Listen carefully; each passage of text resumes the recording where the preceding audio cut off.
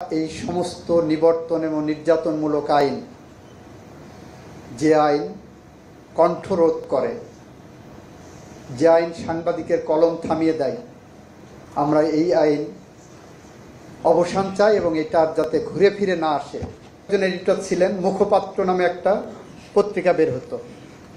ফাইজুর রহমানকে গ্রেপ্তারের মধ্য দিয়ে বিশেষ ক্ষমতা আইনে সাংবাদিক নিবর্তন শুরু হলো। 1975 সালেই 5টা পত্রিকাকে শোকজ দেওয়া হলো, সরকারের বিরুদ্ধে কেন তুমি রিপোর্ট করলা। বিশেষ ক্ষমতা আইনে 16, 17, 18 3টা ধারা প্রয়োগ করা হলো।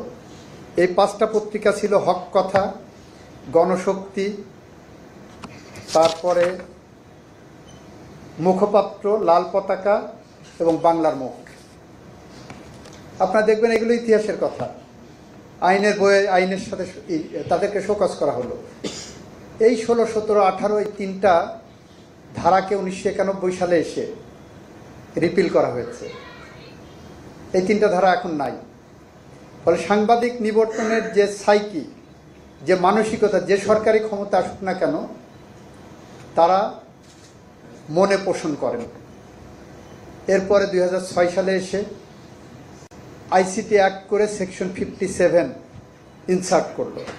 দেখেন, সেকশন 57কে এমনভাবে প্রয়োগ করা হয়েছে, যে বা যারাই প্রয়োগ করুক, এমনভাবে প্রয়োগ করা হয়েছে যে সেকশন 57 একটা ব্ল্যাক ল হিসেবে আমাদের সামনে আবির্ভূত হলো।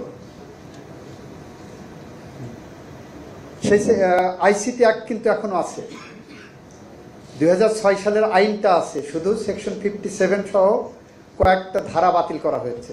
এই কারণে ওই আইনটা আর আলোচনায় আসে না। এই আইনে আপনারা দেখেছেন অধিকারের তৎকালীন সম্পাদক এবং নির্বাহী পরিচালক আদিলুর রহমান খান এবং নাসিরউদ্দিন এলান আইসিটি অ্যাক্টের প্রথম আসামি। এই প্রথম মামলা, প্রথম আসামি, প্রথম আইনজীবী হওয়ার সুযোগ আমার হয়েছিল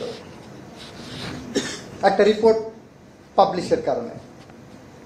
তো আমরা আইসিটি অ্যাক্ট দেখেছি, পিউনিটিভ অ্যাকশনটা বা ব্ল্যাক ল হিসেবে যেটাকে ডিফাইন করা যায়, নিবর্তনমূলক আইন হিসেবে যেটাকে ডিফাইন করা যায়, সেটা যে মুহূর্তে এটা বাতিল করা হয়েছে, ওই আইনের আর কোনো অস্তিত্ব আছে বলে কেউ ধরে নেয় না। এরপরে বললেন যে ঠিক আছে, আইসিটি নিয়ে এত কথাবার্তা হচ্ছে, ঠিক আছে, ওইটা আমরা সংশোধন করে ডিএসএ দিই। ও মা, এটা দেখি 57-এর বাবাকে নিয়ে আসছে। 57-এর বাবাকে নিয়ে এসে গোটা জাতির সাথে, গোটা সিভিল সোসাইটিদের সাথে, ডিপ্লোম্যাটিক কমিউনিটির সাথে ডিসকাশন করলেন, সামনে আনলেন, এবং this is one kind of fraud on the parliament and with the nations, with the international communities, with the stakeholders. You had committed fraud with these people. সামনে আনলেন যে আমরা আইসিটি নিয়ে এত কথা হচ্ছে, এই আইনটাকে আমরা বাতিল করে দিতে চাই, এই আইন রাখতে চাই না। ঠিক আছে, আমরাও স্বীকার করছি এই আইন নিবর্তনমূলক। এই আইন নির্যাতন করে, সাংবাদিকদের কণ্ঠরুদ্ধ করে। আপনি ডিএসএ আনলেন, কার্টুনিস্ট কেউ সহ্য হলো না। কার্টুনিস্ট মুস্তাককে ধরে নিয়ে যেতে হলে এই আইনে, তাদেরকে ধরে নিয়ে যে ভিতরে টর্চার করতে হলো। কার্টুনিস্ট মুস্তাক জীবিত অবস্থায় ঢুকে মৃত অবস্থায় কারাগার থেকে বের হলেন।